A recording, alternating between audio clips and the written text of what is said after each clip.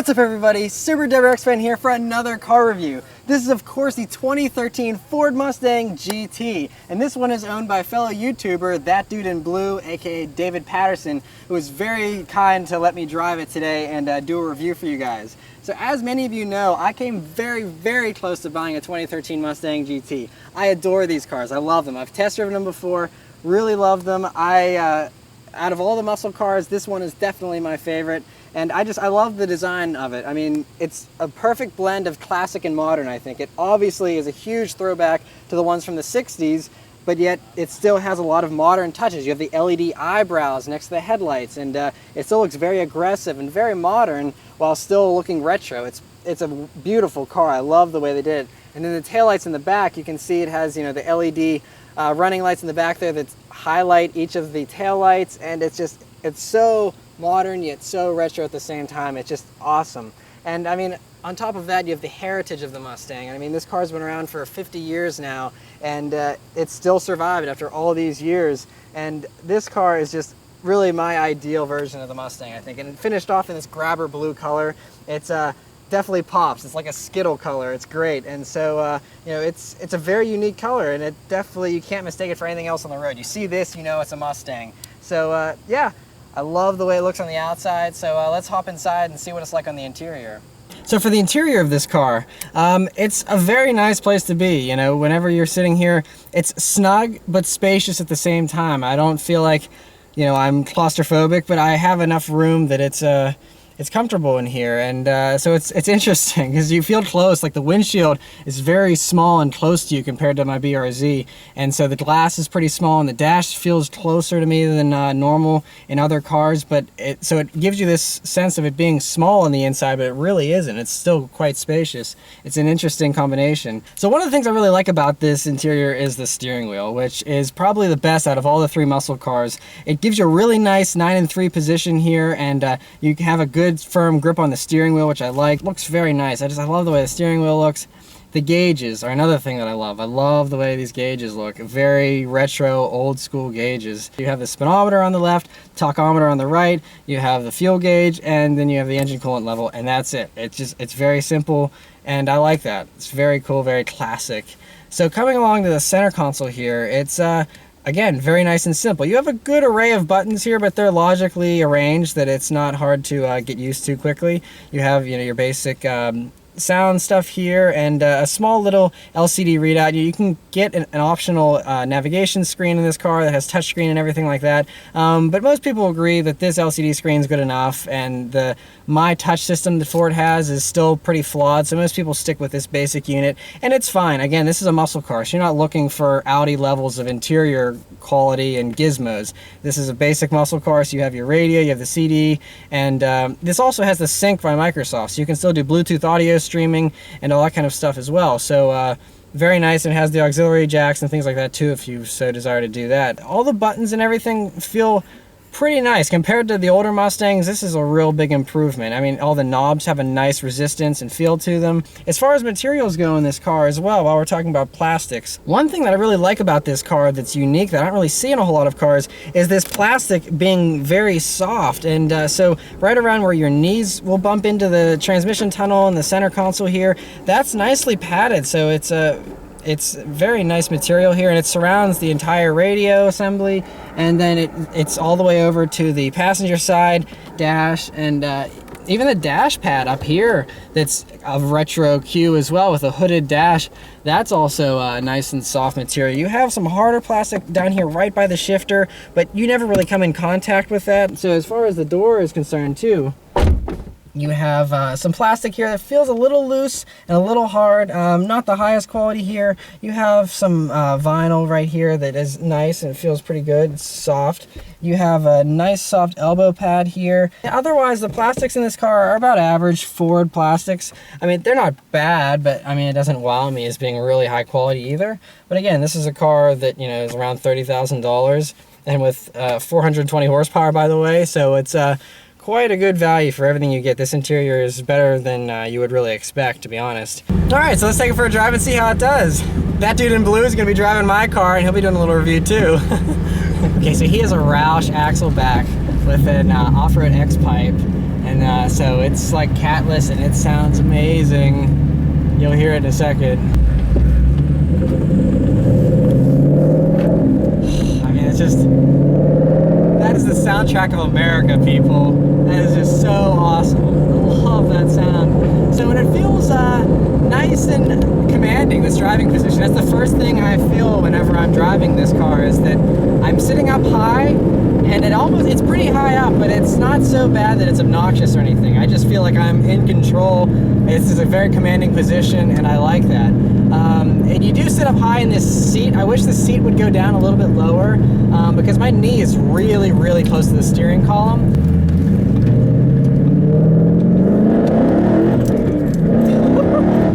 And there is the acceleration.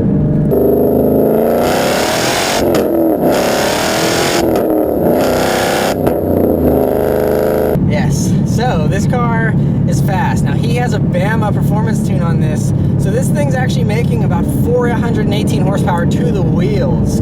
So we're not talking about something this is stock. I mean, this is lightly modified. You know, he has a Boss 302 intake manifold and that exhaust, and that's basically it aside from the tune. So this really isn't heavily modified. This just shows you the potential of this motor. I mean, this thing will rev like past 7 grand too, which is, it revs so high. I think it's 7,800 they said for the RPM red line in this car. So it's really impressive, and this car is just, I love driving this. Like I said, I've driven a few of these before on test drives, but this will be my first time driving one for a long time and kind of getting a better feel for what it's like. So, but those are some of my first impressions of it, and yeah, it doesn't feel as big as the Challenger. It doesn't feel as big as the Camaro actually either. It feels nice and small, really. So yeah, I'll drive it for a while longer here and give you guys some of my updated impressions. So, let's just see how this acceleration is.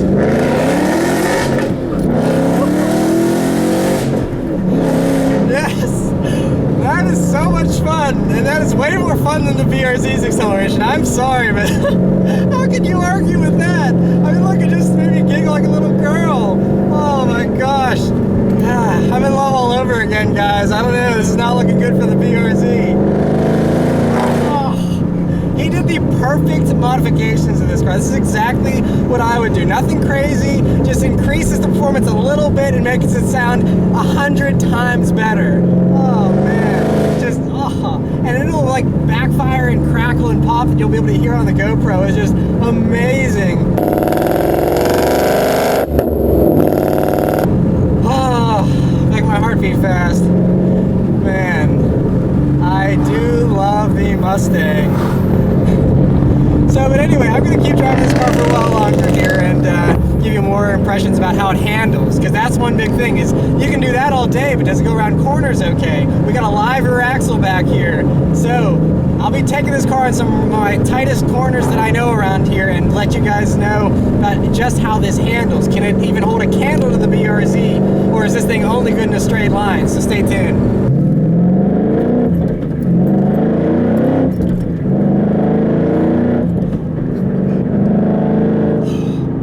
Okay, so I've been driving this car for a while now. Just got off some of my favorite back roads, and I got a whole lot of stuff to tell you about this car. First off, the steering is a little bit lighter than I would like it to be. I wish it was a little bit heavier and had a little bit more feel. It feels just a little bit artificial almost. And it's not bad though. I mean, it's accurate. It, you know, goes where you want it to go, but it's just not quite as heavy and sharp as I would like it to be. But it's really close. I'm really being nitpicky here because this is really good steering actually.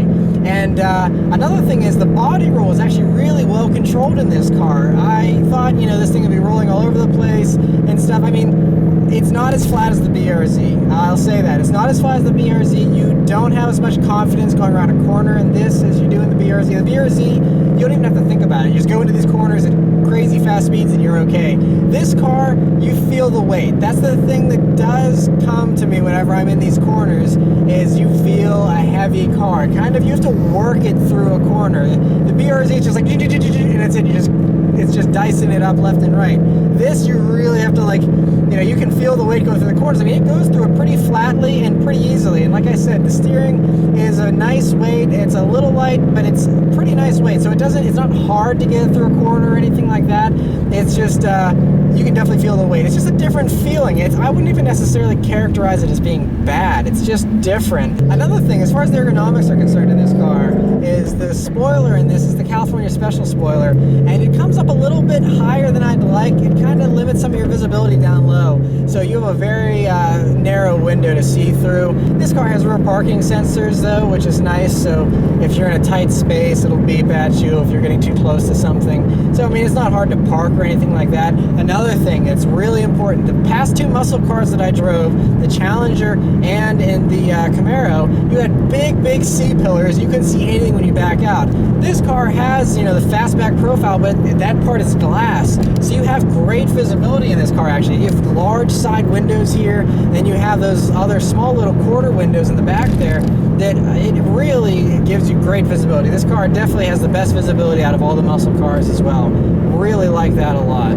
So he has the Brembo brake package on this car, which was an option, and I think that's really money well spent because these brakes feel really firm and good. I drove a non-Brembo Mustang GT before, and that one, the brakes weren't as good. I think after driving this, I would have to have Brembo brakes if I did have the Mustang. These do feel spectacular. The brake pedal feels great. Another thing is this shifter. Now, he upgraded this short shifter, and now it has a different bracket as well, so it's a lot stiffer.